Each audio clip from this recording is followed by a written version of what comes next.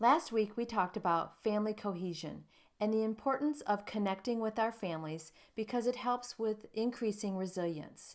Today I want to continue talking about the importance of these positive characteristics within families that help our children develop socially and emotionally. The main topic of today's video is coping strategies, because families that use effective coping strategies demonstrate higher levels of resilience.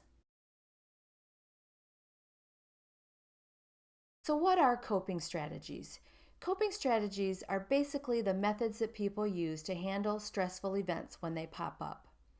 Everybody talks about coping strategies, but yet sometimes when we get stressed out, we have trouble thinking clearly and we're not sure what to do. I want to share with you two main coping categories found in the research that you can add to your family toolbox.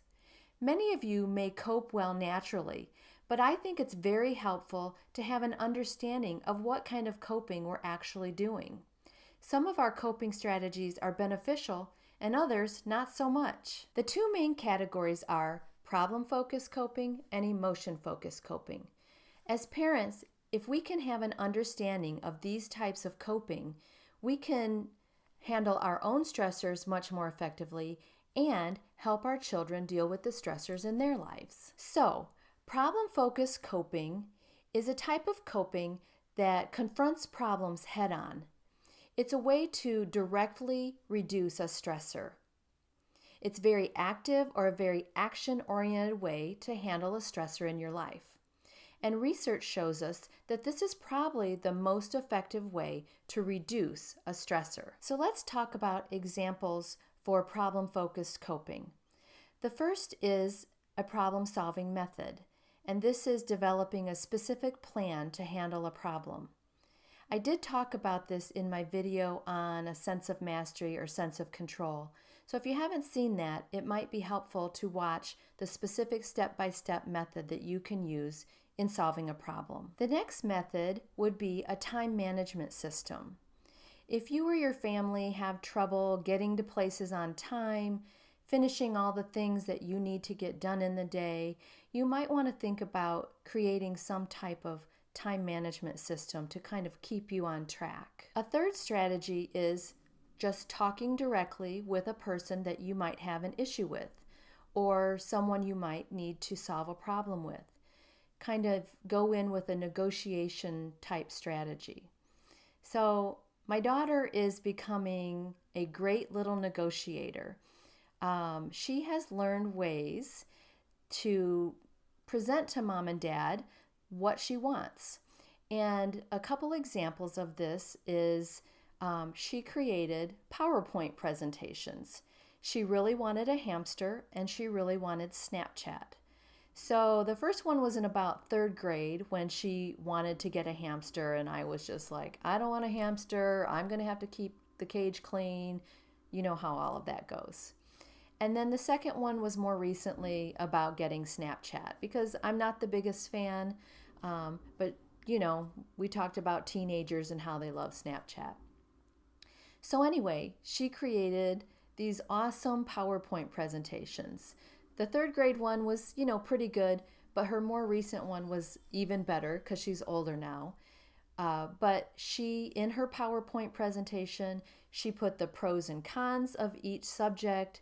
She put any issues that might arise. She put all of her responsibilities and how responsible she is. And then she put solutions to any problems.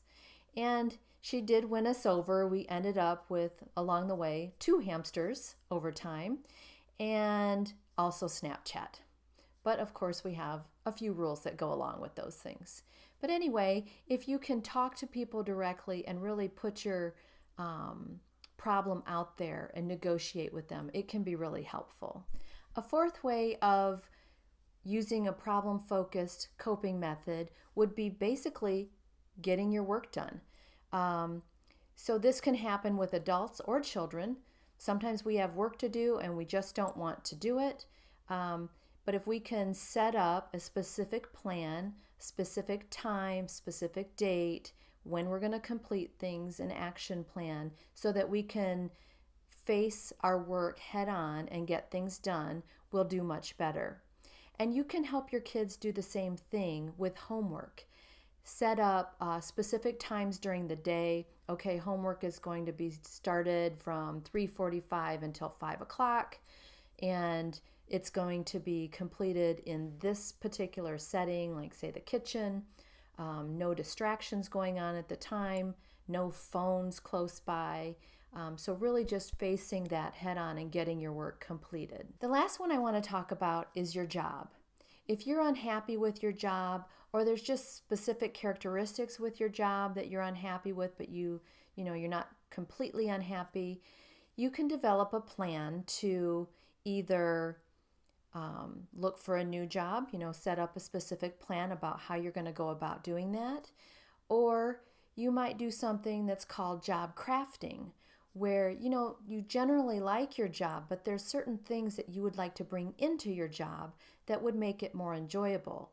And you would set up a plan, maybe, again, kind of that negotiating thing, write it all out, and then go to your boss and say, hey, here's a few things that I would like to do, and talk about the benefits and how it would benefit the company and how it would benefit you personally as well. So crafting the job to turn it into something you really like. Now, I've talked about, say 5 different types of examples for problem-focused coping. There are tons of things out there that you can do to directly face stress head on, and I've just mentioned a few here. But so think about some other things that are going on in your life and what kind of ways you can face them head on. So now let's talk just a few minutes about emotion-focused coping. Emotion-focused coping doesn't directly reduce the stressor, but it does help us handle the negative feelings that might come along with stressors in our lives. These can often be used when we can't change a stressor. For example, if you had someone in your family that maybe have a life-threatening illness that you can't change, of course, you're going to try all the medical procedures that you can to help deal with the condition. However, sometimes there's only so much we can do, and we want to deal with the emotions that go along with this bigger stressor in our lives. These types of strategies are often short-term, and they can be either functional or dysfunctional. Some of the healthier strategies for emotion-focused coping would include things like meditation, journaling, practicing relaxation strategies, exercising, yoga, praying, or even just talking to a supportive person just to be able to get those emotions out. We have to be really careful in this area because sometimes we use emotion-focused coping in unhealthy ways, such as eating too much, maybe drinking too much alcohol, using drugs, or even just straight out avoidance. We might avoid a problem and it never gets solved, and this is going to lead to more stress. So when a stressor comes up for your family, it might be tough initially because there's all these emotions involved. But if you can stop and ask yourself the question, is this something that I can change? Or is this a stressor that I have no control over? This can help guide you in the direction you need to go on what type of coping strategies you should try to put in place. So in this video, I gave you 2 coping categories, problem-focused coping and emotion-focused coping, with some specific examples in each. I hope that you can take this information, adjust it to your needs so that you can help your family and your personal life. Thanks for watching my video. If you liked it, click the share button so other people can enjoy it too. If you want to watch more videos on positive parenting, subscribe to my YouTube channel.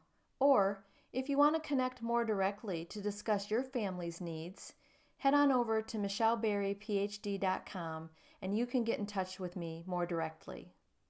See you in the next video.